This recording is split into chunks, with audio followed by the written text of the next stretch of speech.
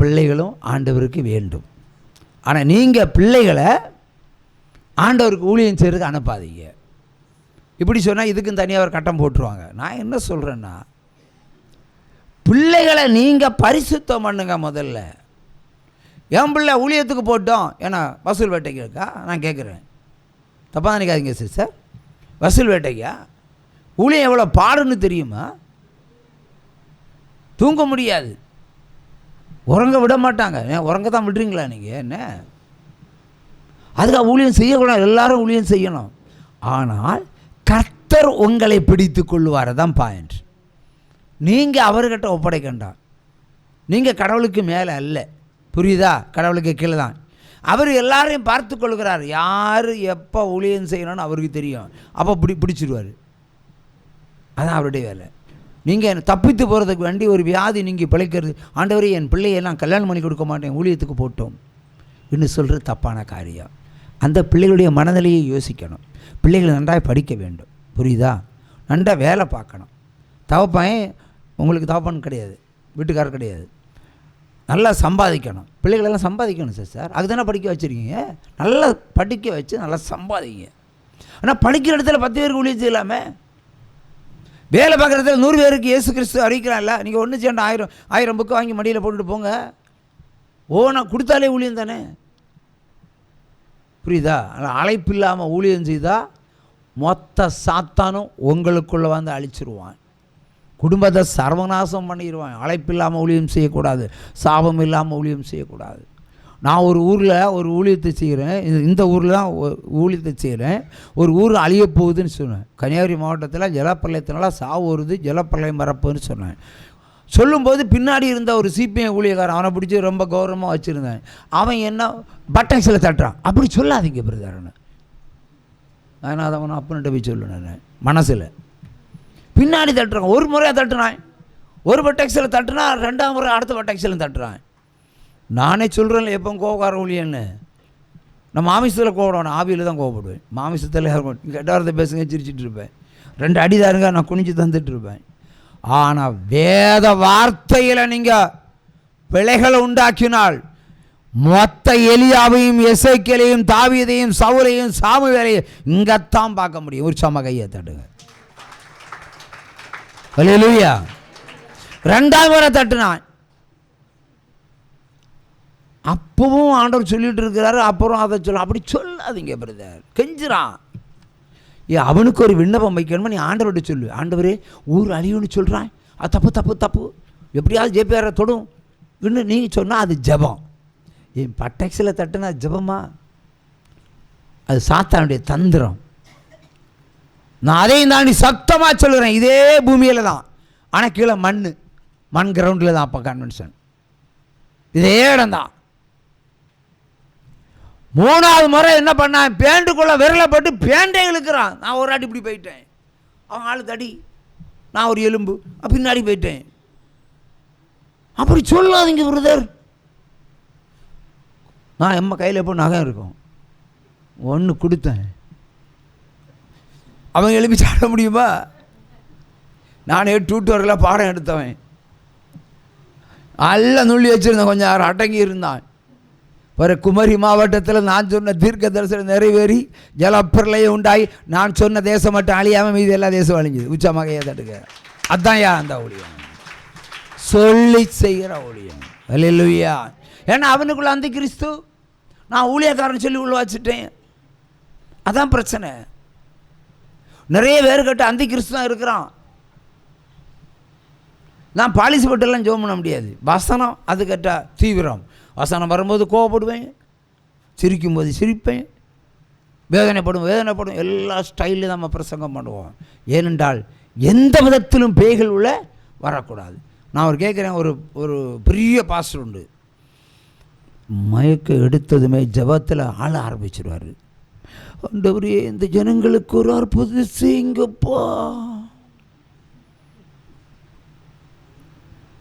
கண்ணீர் படியும், இப்படி படியும். அதுக்குள்ள எப்படி சினிமா நடிகளுக்கு கூட கிளிசரியும் போட்டால் தான் அவளுக்கு ஆள் வரும். இவனுக்கு தானா ஆள் வரும். நீ பேயா ஆண்டவருடைய பிள்ளையா?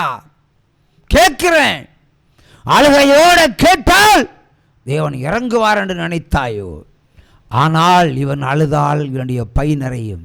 நான் இப்படி கடுமையாக பேசினா என் பை நிறையுமா? நிறையவே நிறையாது. 100 ரூபா தரம் 10 ரூபா தான் போட்டுட்டு போவான். அதுக்குன்னு தட்டுங்க கையை. அல்லேலூயா. என்ன மாதிரி அழுவான் தெரியுமா? கன்வென்ஷனில் பயங்கரமாக தான் இருக்கும். உங்களுக்கு ஐஸ் வச்ச மாதிரி இருக்கும். ஐஸ் வச்சவங்கள நம்பாதீங்கய்யா. வேத வசன பட்டயம் அது உருவ குத்தும், கிழிக்கும். அதான் அவனை மனந்திருந்த செய்யும். அழுதா ஒன்றும் நடக்காது. மோன்ஸ் லாசரஸ் கொரோனா காலத்தில் அழுதார். என்னையா நடந்துங்க? ஒரு குழந்தை என்கிட்ட ஜெபம் பண்ண சொல்லி நான் ஜெபம் பண்ணி அந்த வியாதியை நிறுத்தியிருக்கேன். அது அந்த டிவியில் உண்டு. சொல்லி அடித்தார். இல்லைன்னா ஏன்னா கொரோனாவை கொண்டு வரும்போது இந்த ஊழியம்தான், நிறுத்தும்போது இந்த ஊழியம்தான். அப்படி தான் சொன்னார். குழந்தை கேட்குது, அங்கிள் நீங்கள் சொல்கிற பார்த்தாச்சுன்னா கொரோனா ஒரு நாள் நிற்காத போல் இருக்குது. எனக்கு பள்ளிக்கூடத்துக்கு போக ஆசையாக இருக்குது அங்கிள். நீங்கள் ஒன்று ஜெபம் பண்ணால் ஏசப்பா கேட்பார். இதான் ஏன் விண்ணப்பம் பொருத்தனை விட பவர்ஃபுல். உற்சாக கையை தட்டுங்க. நான் பார்த்தேன், ஒரு குழந்தை பள்ளிக்கூடத்துக்கு போகிறதுக்கு அழும். நான் அதோட மோசமாகும். என்னெல்லாம் அடித்து பிடிச்சி உருட்டி எடுத்து ஸ்கூலில் கொண்டு பூட்டி போடுவாங்க. கிரவுண்டில் போட்டு கிரவுண்டை முழுக்க சுற்றுவேன். புரியுதா? கிரவுண்ட் சுற்றுவேன். நான் பள்ளிக்கூடத்துக்கு போக மாட்டேன்னு. அங்கே ஒரு கருப்பு டீச்சர் உண்டு. அவள் கையில் கிடச்சா என்னத்தான் முதல்ல அடிப்பா. ஆனால் ஸ்கூலுக்கே நான் போக மாட்டேன். ஆனால் விரட்டி அடிப்பேன். எனக்கு பெற்றோரும் அடிப்பேனும், டீச்சரும் அடிப்பேனும். ஆமாம், நான் சிரித்து படித்தது காலமே கிடையாது. 6ஆம் வகுப்பு வரையும் அடி வாங்கியே படித்தேன். என்ன படித்தேன்னு எனக்கே தெரியாது. 6ஆவது வகுப்பில் இந்த ஸ்கூலில் கொண்டு போட்டேன். வாழ்க்கையெல்லாம் ஒவ்வொருத்தரேன். இந்த ஸ்கூலில் விட்டேன். உடுக்கிறதுக்கு துணி இல்லை. பணக்கார குடும்பம். ஒரு நாள் விளையாட்டு பார்க்கல அம்மா சொன்ன, எல்லாருக்கும் நீ துணிமணி எடுத்த, எனக்கு ஒன்றும் எடுக்கப்படாதான்னு கேட்டா. கருப்பனுக்கு ஏதுடா உன் அப்பனுக்கா அண்டர்வேர் கணக்கு எடுத்துகிட்டு போனேன். நான் அண்டர்வேர் இதே கவர்மெண்ட் ஸ்கூலில் போயிருக்கேன் படித்தது. எனக்கு துணி இல்லை, மாற்ற துணி இல்லை. அதை பாளையங்கோட்டை ஜெயிலில் கொடுப்பாங்கல்ல அட்ரஸ். எல்லோரும் சிரிக்கிறாங்க. போதாவது குறைக்கு நெல்லிட்டு அப்படி 7ஆவது வகுப்பில் ஸ்டார்ட் ஆகாமல் பால் பாண்டியன் ஒரு கணக்கு வாத்தியம் வந்தான். அவன் நல்ல வெத்தலை பார்க்க போடுவான். எவனோ சொல்லி கொடுத்தான். ஜேபிஆர் வீட்டில் நிறைய பாக்கு உண்டு, அரக்க நாட்டு நிறைய பாக்கு உண்டு, லட்சக்கணக்கான பாக்கு, கோடிக்கணக்கான பாக்கு உண்டு. அது உண்மை தான். அவர் எல்லோரும் 100 பாக்கு எடுத்துருவான்னு. 100 பாக்கு ஆனால் என்ன அப்பா குனி வச்சு அடிச்சிருவார். ஏன்னா என்னையா பலாமரத்தில் கட்டி அந்த இரும்பு தூக்கி உடம்பில் போட்டவராகும். அப்படியே 2 மணி நேரம் இரும்பு கடிச்சிருந்தேன். சினிமாயெல்லாம் தோற்று போயிடும். அதான் ஒரு படமாக எழுதினேன். அந்த படம் இன்னொரு டைட்டில் இன்னொரு படமாக வச்சு ஹிட்டாச்சு போச்சு. நான் அல்வா. ஏன்னா அது காரணம் இவா. எல்லா நாவலையும் கொண்டு குப்பையில் போட்டு தீத்துட்டா, எரிச்சு போட்டா, பாதி விற்றுட்டா, ஒரு அடையாளம் ஆக்கிட்டா. அதான் அந்த கிறிஸ்து. என்னுடைய படைப்புகள் எல்லாம் ஆவடியில் பேப்பர் விலைக்கு விற்றவா இவா. அடையாளம் இல்லாமல் மதுரை யூனிவர்சிட்டியில் ஆள் வருது. அதிக நாவலும் அதிக சிறுகதையும் அதிக கவிதை எழுதின உங்களை டைட்டில் போட்டு நாங்கள் பிஹெச்டி பண்ணுறோன்னு. எல்லாத்துலையும் 2 நாவல் 2 புக்கு கொடுங்கன்னு. நான் இவளை பார்க்குறேன். இவளை விற்க முடியுமா? இவளை சேல் பண்ண முடியுமா? போச்சு, எல்லாம் போச்சு.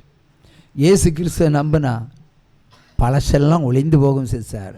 அந்த பழசெல்லாம் திரும்ப கேட்டால் தந்தா வாங்கிவிடுங்க. 2 மாப்பிள்ளையும் கூட சேர்த்து வாங்க வேண்டியது வரும். ஒரு சம கையை தட்டலை. அல்லேலூயா. ஆகவே வாழ்க்கை என்பது ஒரு போராட்டம். அது கிறிஸ்தவ வாழ்க்கை என்பது அதை விட போராட்டம். பள்ளிக்கூடத்தில் பால் பாண்டிய மாதம் பாக்கு கொடுக்கலன்னு சொல்லி நான் குனிஞ்சு கணக்கெழி கொண்டிருக்கும்போது இந்த கை வச்சு இப்படி 3 இடி அடித்தான். நான் கணக்கு புத்தகத்தில் முகத்தை வச்சுக்கிட்டு இருக்கேன்.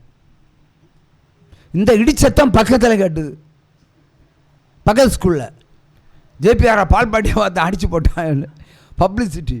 அப்போ ஓட்டுநர் ஜோசப் விட்டுருக்க மகனை ஒரு வாத்தியம் அடிச்சுட்டானா விட்டக்கூடாது. அப்போ தான் முதல் பட்டதாரி பிஏ அண்ணன் சினிமாவில் கதாநாயகனாக செலக்ட் ஆகி பரவு அப்பம் விடாமல் அப்படி ரோட்டோரமாக சிகரெட்டோடு நடந்தவன். அவன் அந்த ஸ்கூலில் அந்த கவர்மெண்ட் ஸ்கூலில் பார்த்துட்டு போங்க அப்படியே நடப்பான். பாத்தியம் படம் எடுத்துகிட்டு இருக்கிறான். வாசல் தானே பாத்தியம் முறைப்பான். வெளியே வந்து அடிப்பான். வெளியே வந்தால் அடிப்பான். இவன் தலைமை ஆசிரியர்கிட்ட புகாரும் கொடுத்துட்டு அப்படியே வராந்தல அப்படி டிப் டாப்பாக நடக்கான். சினிமா ஸ்டார் தோற்று போய் அந்த மாதிரி தான் இருப்பான். அப்படியே லெஃப்ட்டு ரைட்டு நடக்கிறான். பள்ளிக்கூடம் கலவரம் என்ன நடக்க போகுதுன்னுட்டு எனக்கு பயம். அப்போது இவங்க ஏதாவது பண்ணுனா இன்னும் மாற்றியும் அடிப்பானே. முதல் அடித்தா தாங்கணும், குண்டியில் அடித்து தாங்க முடியுமா? தாங்க முடியாதுன்னு சொல்லிகிட்டு இருக்க வேலையில் உள்ளே வந்துட்டான். ஏய் வாவல மத்தியார வா கைச்சம் கொடுவார் வான்னு கைச்சம் நடாமல் வந்துட்டான். அப்போ ஏய் நீம்பா என்னை கூட்டிடாரு போனோம். அங்கே கைச்சம் விசாரணை. கணக்கு புஸ்தகம் எழுதி கொண்டு இருக்கும்போது முதுவரை கை வச்சு இடிச்சியா. அவன் கணக்கு பக்கம் கிறுக்கிட்டு இருந்தான். அதனால் அடித்தேன். ஏன் கோல் வச்சு அடிக்கல, கை வச்சு அடிச்சு. நான் அண்ணங்காரன் வந்து புகார் கொடுக்குறான். உன்னை சஸ்பெண்ட் பண்ணவா, சிவைக்கு எழுதமா, இல்லை மன்னிப்பு கேட்குறியா? மன்னிப்பு கேட்குறியா? பாத்தியாந்தன்னு விசரத்து போனான். ஆமாம் நீ 100 பாக்கு கட்டியாமே, 100 பாக்கு தராதனால தான் நீ அடித்த. அதானே உண்மை. தலை குனிஞ்சதுன்னா பாவம் செய்தவன் எங்கேயும் எந்த இடத்திலும் தலை குனிந்து நிற்க வேண்டும். பாவம் செய்யாதவன் எங்கேயும் தலை நிமிர்ந்து நிற்பான். சத்துர்கள் தான் முறிந்து போவார்கள், நீயோ நிமிர்ந்து நிலைத்து நிற்பாய். ஒரு சம கையை தட்டலாமா? ஹல்லேலூயா. ஆகவே எங்கேயும் வாழ்க்கையில் சோதனை தான். ஆனால் கடைசியில் ஆண்டவர் என்னை நிறுத்தின இடம் அநேக குடும்பங்களுக்கு வெளிச்சமாக வழிகாட்டியாக வைத்திருக்கிறார் இல்லையா? நானா ஊழியத்தை சுமக்கல, அவர் என்னை பிடித்து கொண்டார். அதே மாதிரி உங்களை அவர் பிடித்து கொள்றதுக்கு நீங்கள் பக்குவம் அடைங்க, அவ்வளோ போதும். சும்மா வியாதி நீங்கி பிழைக்கிறதுக்கு அவளை ஊழியத்துக்கு எடுத்துக்கொள்ளும். அவன் பிழைத்தால் ஊழியம் செய்யட்டும். நிறைய பேர் சொல்லுவாங்க அவன் பிழைத்தால் ஊழியம் செய்யட்டும். சின்ன குழந்தை, நீ ஒரு குழந்தைய கொடுத்து அவனை ஊழியத்துக்கு அனுப்புகிறேன், அப்போ கூட காணிக்க கொடுக்க தோணாத. குழந்தை பிறந்தா ஊழியத்துக்கு அனுப்பிடுறேன். இப்போ நான் கேட்குறேன், சவால் விட்டு சொல்கிறேன், இன்னைக்கு சவால் விட்டு சொல்கிறேன். தமிழகத்துக்கு சொல்லுகிறேன், இந்தியாவுக்கு சொல்லுகிறேன், உலக தொலைக்காட்சிக்கு சொல்லுகிறேன். ₹1 பொருத்தனை தர வேண்டாம். நான் உங்களுக்கு யார் யாருக்கெல்லாம் ஜெபிக்கிறேன்னா அவங்களுக்கெல்லாம் பிள்ளை செல்வம் கிடைச்சுன்னு வைங்களா, அத்தனை பிள்ளைகளையும் ஜீவ ஒளியில் கொண்டு தருவீங்களா? நான் வளர்த்தலாம். ஏன் ஒளித்தானே கொடுக்க போகிறீங்கன்னு சொல்கிறீங்க, அப்போ கொடுங்க. பிறகு பேர் வச்சவங்க பொட்டு வச்சவங்க இங்கே வரக்கூடாது. பிள்ளை சொந்தம் கொண்டாடி இங்கே வரக்கூடாது.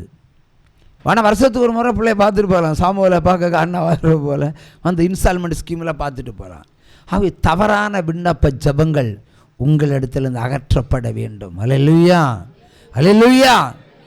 இல்லை என்றால் தேவனுடைய உக்கிர கோபம் உங்கள் மேல் வரும். ஒன்றுக்கும் உதவாத வேட்டியை மாதிரி மாற்றிடுவார். ஆகவே அவருடைய சப்தத்திற்கு செவி கொடுங்க, சீர்படுங்க, அதே நோட்டில் நடுங்க. இன்றைக்கி ஒரு கேன்சர் வியாதினா ஆஸ்பத்திரிக்கு எவ்வளோ கொடுப்போம்? அந்த வியாதியை குணமாக்குறது ஆண்டவர் தானே, அவர் என்ன கொடுப்போம்? சரி, ஊழியக்காரன் கொடுத்தா உனக்கு மனசு கஷ்டமாக இருக்குல்ல, இல்லை 1000 பக்கமோ 3000 பக்கம் 5000 பக்கம் அடிக்கிற கஷ்டமாக இருக்குல்ல, ஒன்றும் இல்லாத ஏழை கொடுங்க. ஆண்டவர் வேண்டானா சொல்கிறாரு, கொடுங்க. கொடுத்துட்டு எங்கிட்ட வரங்க, நான் ஜோம் பண்ணி குணமாக்குறேன், கொடுத்துட்டு வரணும். அங்கோட பொய் சொன்னால் கூட எனக்கு தெரியும். ஒருவன் பொய் சொன்னால் கூட தெரியும். 3000 புக்கு அடித்து 3000 பேர் கொடுத்துட்டு கொடுத்துட்டு வரணும். அதில் 2500 புக்கு வச்சுக்கிட்டு 500 போட்டுட்டு 3000 போட்டு பொய் சொன்னால் குடும்பத்தில் ஒரு ஜீவன் இருக்காது, தூக்கிடுவார் ஆண்டவர். நான் அனுப்பின பண்டர்கள் எல்லா மாவட்டத்தும் புக்கு அனுப்பியிருக்கேன். இனியும் வீட்டில் வச்சுட்ருக்காங்க. இனி வச்சுருந்தா எனக்கு திரும்ப அனுப்பிடுங்க, நான் போட்டு தொலைக்கலாம். ஆனால் நீங்கள் வச்சுருக்கக்கூடாது, வச்சுட்டு சும்மா இருக்கக்கூடாது. உங்கள்கிட்ட தந்த பொறுப்பை நீங்கள் செய்யணும். அதுக்கு தேவை இன்னும் செலவுக்கு காசு ஒன்றா கேளுங்க, தரலாம், ஒன்றும் பிரச்சனை கிடையாது. வச்சுக்கிட்டு இருக்காதீங்க. சுவிசேஷம் அறிவிக்க நீங்கள் போகிறத விட உங்கள் தருகிற புத்தகத்தையே கொடுக்க முடியாமல் வீட்டுக்குள்ளே வச்சுக்கிட்டு எங்கிட்டே போய் சொன்னால் அண்ட புழுகு உண்டாக்கினவர்கிட்டையே போய் சொல்லலாமா? கேட்பார்ல. வீதியில் எரிஞ்சிட்டு வாங்க, 4 பேர் எடுத்து படிப்பாங்க. வீதியில் குப்பையில விடுங்க, 4 பேர் எடுத்து படிப்பாங்க. ஒரு தாசில்தார் இருந்தார், இதே மாதிரி தான் பைத்தியமாய் மார்த்தாண்டத்துலேருந்து வண்டி ஏறி வந்தான், டிக்கெட் எடுக்காம. பைத்தியம். கடையாளமுடி ஜங்ஷனில் இறங்கினான். விருதுநகரில் கிடைச்சா குப்பை தொட்டியில் கிடைச்ச புத்தகம். ஒரு தாசில்தார் பைத்தியம். என்ன பைத்தியம்? பொண்டாட்டி செத்த பைத்தியம். அது இன்னொரு கேஸு.